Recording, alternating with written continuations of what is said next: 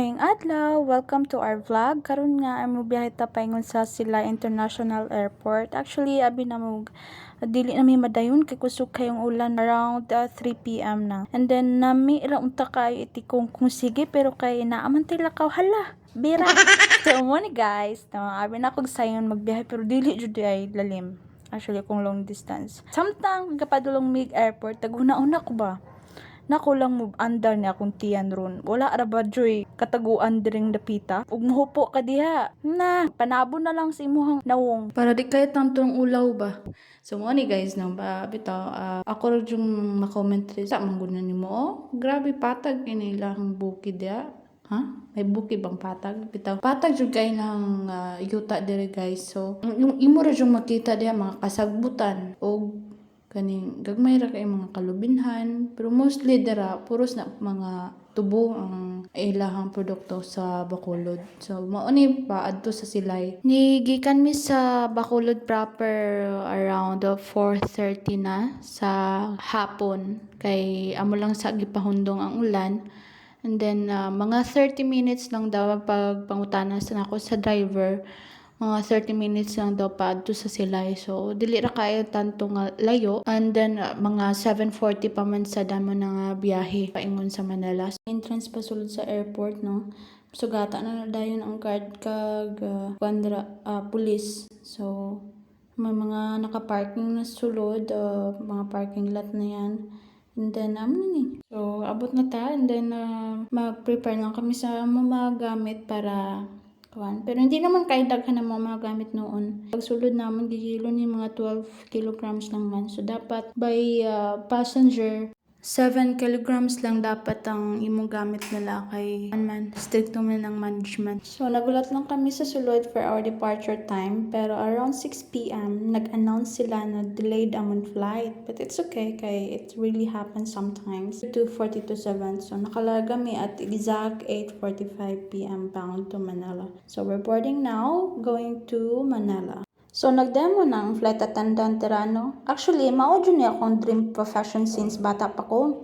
Magdula-dula gani ko atong papel nga pilon-pilon ra niya. Pormaho ra nimo nag-plane aw lupad na sa but that's life. There's nothing constant in this world. So, naabot ko calculator. Mag-solve og square root raised to the power of 4. Nga, ug mapalit ka kasi nagbitsin diha dili man kam kaingon og ayo te palit ko suka finding x and y equals xy diha mao na gikatulgan ako sa una maghulat og subject results lipay kay may 20 pesos ang balon palit ng banana cue guys kiti aw bites na.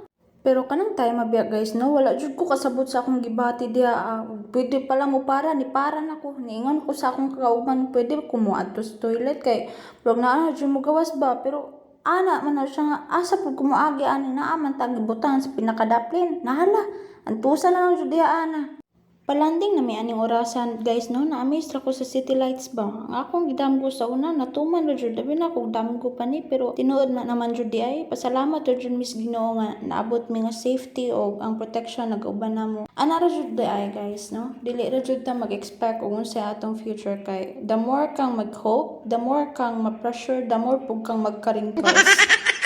Airport. Okay.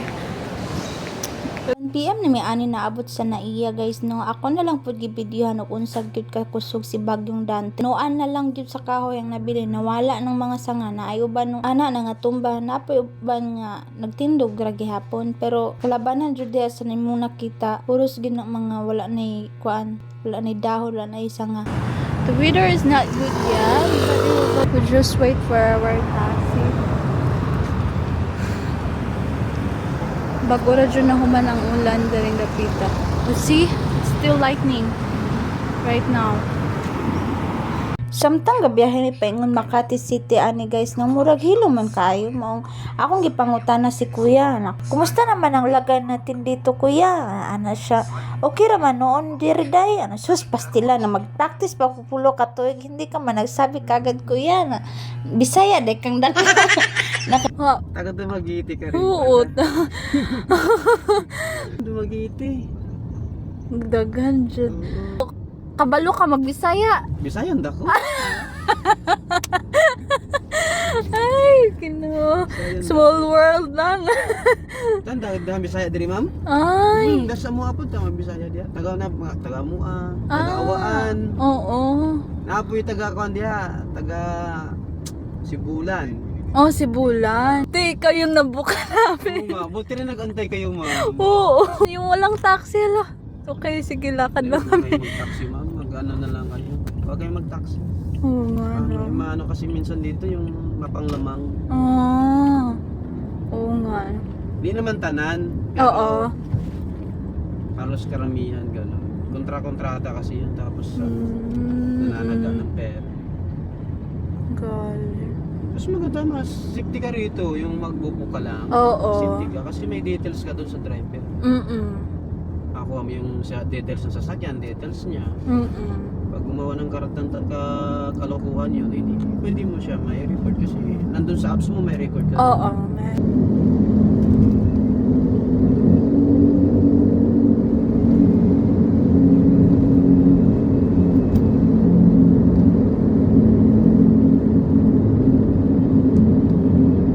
Manila. 1 year na sa Marunong Bisaya? Philippines.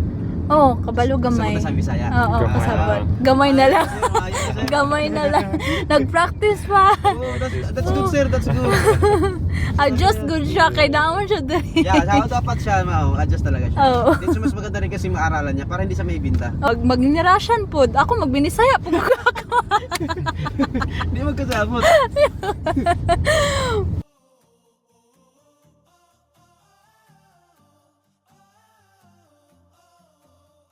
Good morning! It's our day 1 here in Manila and wala naman kayong ganap today so we will explore the city.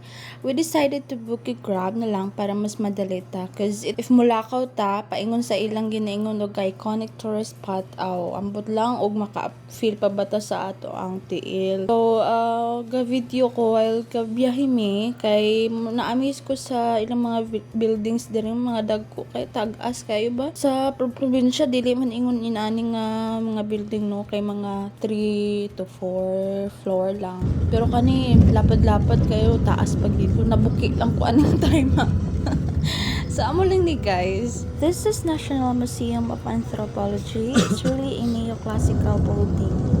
You feel like you are outside the country pa. So it was built on 19th century. We are now pa. entering Wala pa ko gipanganak Intramuros, ani the nga world time. By the way, city the and admission the is most free historic because this is port open to here the in public. Manila. And it was founded by Miguel de Legazpi on 1571. Spaniards built these stone walls by 22 feet long in order to protect themselves from the invaders and also the native uprisings. We're now inside Intramuros and this is Fort Santiago Dungeons or Silid Piitan, located in Bastion Fort Santiago, Intramuros. So as you can see, it's like a natural cave, but it is a man-made stone chambers and it was built during Spanish colonial period, built by Spanish government or Spaniards on 15th or 16th century. So during Spanish time, diri nila ginahimo ilang gunpowder and mausad ni ang nagsilbing jail for prison or sa Tagalog pa kulungan sa ilalim ng lupa. So mausad ni na tawag sa nilang mazmora. Our next destination is Manila Cathedral. The first version was built in 1581 using nipa and wood but was destroyed by fire and earthquakes. The last version was built between 1954 and 1958, led by a Filipino architect, Fernando Ocampo.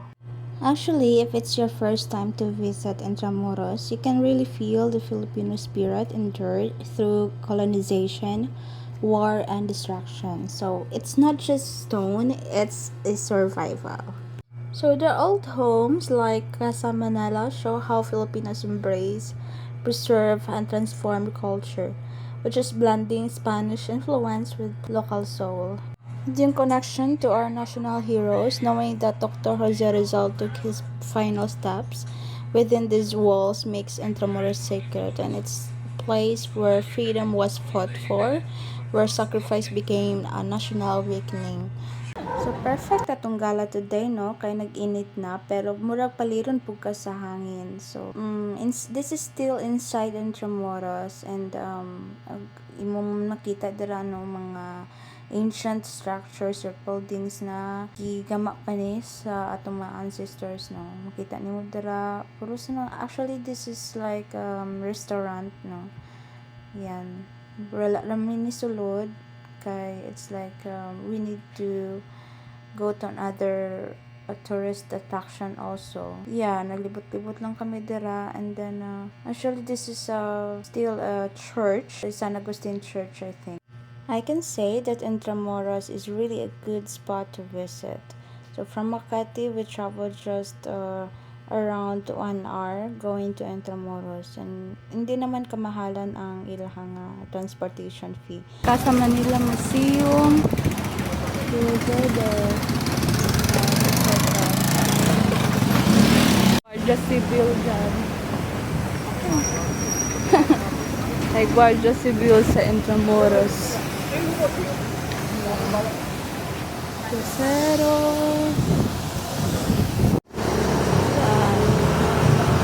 So gikan mi dito sa Kalumoy, may ara sang simbahan. Tapos paanhin na kami diri sa Iron Cone Buildings and Development Corporation. Parang ancient temple. General Luna Street. Ano siya? Ito. One way. Hello! What's up? Memory Manila. Sige, thank you.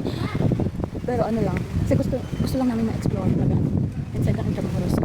So, yan yung mga okay. Wow! Ito yung mga buildings panahon ng mga Kastila. Palacio Grande Foscon Road Widening, Cielo. So muna guys, inside Intramuros, ito yung mga buildings. So Palacio del Gobernador, and ang katapat niyan is ang simbahan, ancient na din to. Tapos may atapon sila sa park, yung park. Then paglibot-libot kami diri just to explore the inside Intramuros.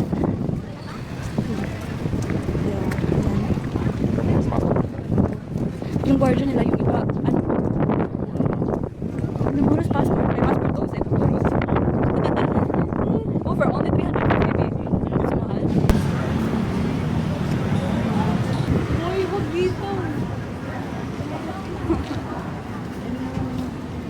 Office of the President, Pambansang Komisyon para sa Kultura at mga Sining. National Commission for Culture and Arts.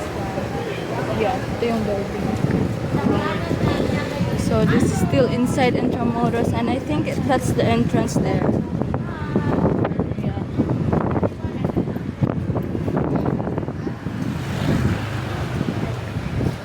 Grabe, ang laki ng Intramuros. Yeah. Panahon pa ng mga Kastila. Intermodal shipping. Casa Maritima.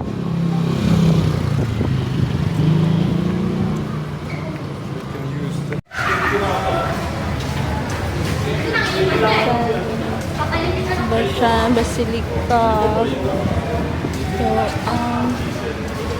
mga bago nila. Oh, there's another side there. But this is all ancient. And all of this.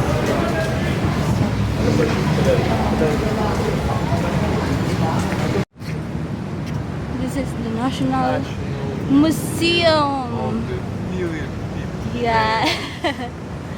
Of the Philippines, but here's one more interesting. See that?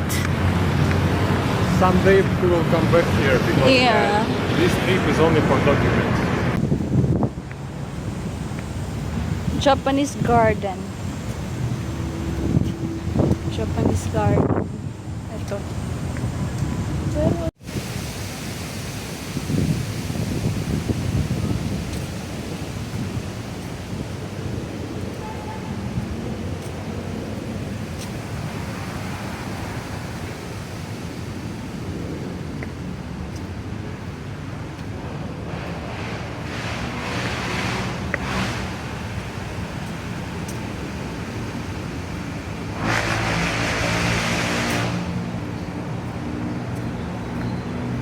This is Japanese garden. Yan.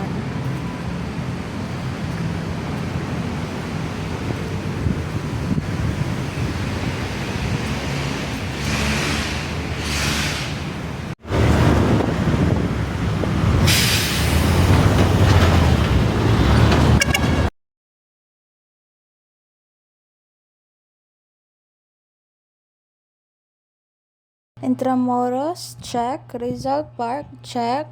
Japanese Garden, check. So, from Rizal Park, atong bisitahon ng ilang pinakadako na mall, which is ang SM Mall of Asia in here in located Manila. at Bay City, It's Pasay like, to yeah, Metro this is like Manila. a I formation yeah. of building, yeah. So big here in Mall of Asia Arena.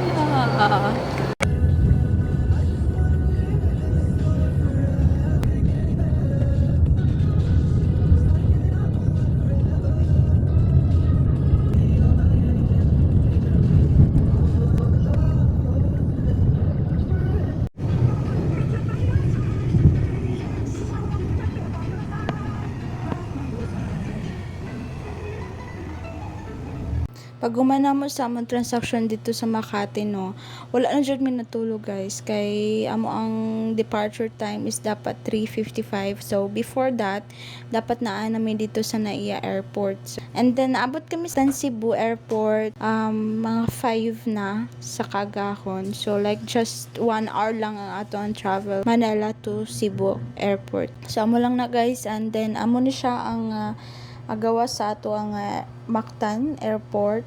So thanks for watching, guys. See you on my next vlog.